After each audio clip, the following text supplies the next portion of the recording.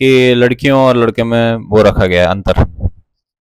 खाने को लेके बताओ स्पेशली, क्योंकि मैंने ये तो बहुत देखा है कि लड़कियां अपना खाना भी दे देती हैं तो अपने भाइयों भाइयों को, एक आध रोटी इधर सरका दी उधर सरका दी। और वैसे भी आप खुद का ही बताओ कि आप खुद भी है ना 15 मिनट में खा के निकल जाते हो ऐसे खड़े खड़े जल्दी से 5 मिनट में।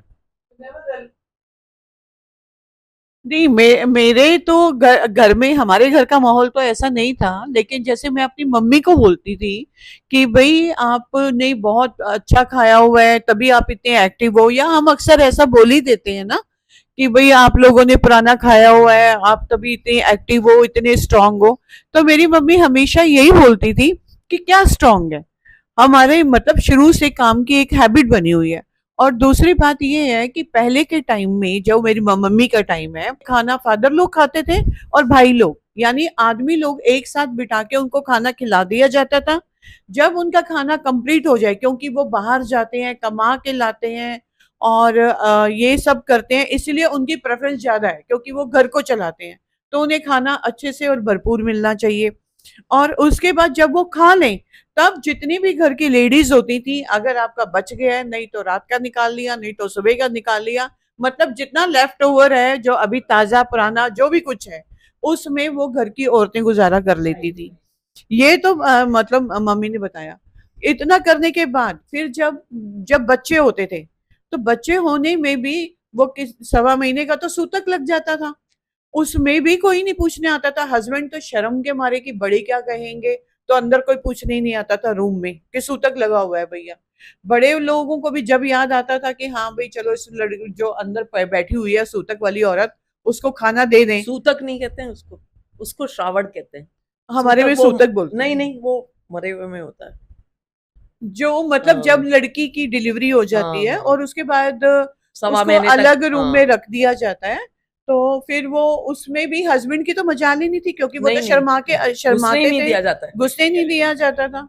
तो मेरी मदर यही बोलती है कि आजकल के टाइम में जो भाई आपको इतना इन लॉज भी इतना केयर करते हैं, हस्बैंड भी 2-2 3-3 टाइम जूस पिला रहे हैं और इतनी केयर करते हैं, तो अच्छा खाना पीना तो आप लोगों का है, हमारा कहाँ है? हमको तो मतलब जूस के ऊपर मुझे एक बात याद है, कभी भी नहीं। मेरी नानी जब कौस्तुभी हुई थी ना, तो मेरी नानी, ये देखो जूस पी पी ने पैदा की था ये ऐसा चिड़िया कि जूस पी पी के ये ऐसी पतली सी छोरी पैदा की है। मछली सी कि ऐसा तो मैं 4-5 एक लारे करता। लेकिन आप जैसे अपना जो परिवार है उसमें तो फिर मर्द भी सारे सूखड़े से रहे हैं, तो ये औरतें भी खा रही थी, मर्द भी सूखड़े रह रहे थे। वो इसलिए नहीं है क्योंकि औरतों के हिस्सा का खाना खा गए पहले औरतों को खिलाते और फिर खाते तो हष्ट पुष्ट रहते। तुम्हारा क्या है इसमें कहना? इसलिए तानिया ने इन सबको खारिज करके खुद का ऊपर ध्यान दिया है उसने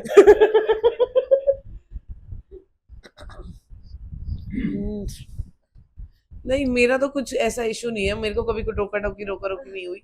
बल्कि मैंने तो बहुत ऐसा नोट किया कि जैसे मैं हंसती थी खुल के, तो पापा बड़े खुश होते थे।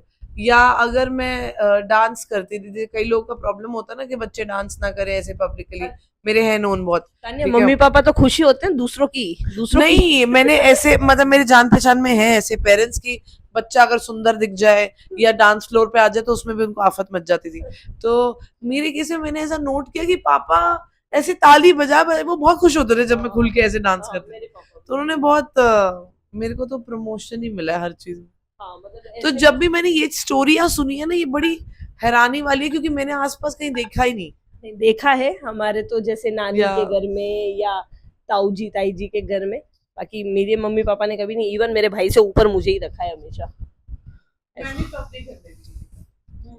हाँ, हमारे मतलब कम्युनिटी में मैंने ऐसा नहीं देखा है। मैंने तो अपने घर में भी नहीं देखा, कोई रोक टोक नहीं, मतलब कुछ भी जो सीखना है सीखो, जो करना है करो। वो मतलब यही देख के मेरे तो पेरेंट्स खुश होते थे कि मेरे बच्चे खुश हैं, वो मुस्कुरा रहे हैं, वो हंस रहे हैं। ऐसे ही हमें हम जो मेरी डॉटर है उनको भी हमने यही, तानिया को भी हमने यही बोला कि खुश रहो, जिसमें खुशी मिलती है, जिसमें दिल खुश होता है ना, वो सब काम करो। और अभी भी आज की डेट में भी कि खाली मतलब मत बैठो, मेरा खाने मत बैठो, खाने मतलब खाली मत बैठो, करो जो भी करना है करो, जो दिल को खुशी दे वो करते जाओ। हाँ, ये मैंने बहुत देखा है इधर ना, मैं अपने यहाँ मैंने बहुत देखा है कि जैसे कई जगह में क्या होता है, मैं बता भी रही थी सुबह उनको कि कई जगह में क्या होता है कि शादी हो गई तो अब उस घर के आप हो गए, तो अब जो अपना घर था पेरेंट्स वाले घर में कोई अपना इतना इम्पोर्टेंस नहीं है, या बस मेहमान वाली इम्पोर्टेंस है, वो नहीं है कि डिसीजन मेकिंग में हो। लेकिन इधर मैंने बहुत देखा कि हर डिसीजन में, चाहे घर शादी हो गई हो या कुछ भी हो, कितने साल हो गए हो, हर डिसीजन में पूछा जाता है। मैं जब छोटी थी तो मुझसे दीवारों में क्या पेंट होना है वो पूछा जाता था। हाँ ये जरूर है कि मेरी एक बार बात नहीं मानी गई, मैंने 100 बार बताए अपने फेवरेट कलर्स, जब तक मैं कॉलेज में आके लड़ाई नहीं कर दी कि मेरे को यही पेंट चाहिए वरना मत करो, तब तक मेरी मर्जी का पेंट नहीं हुआ। बट पूछा जरूर जाता था, पूछिए मेरे से हर सवाल जाता था।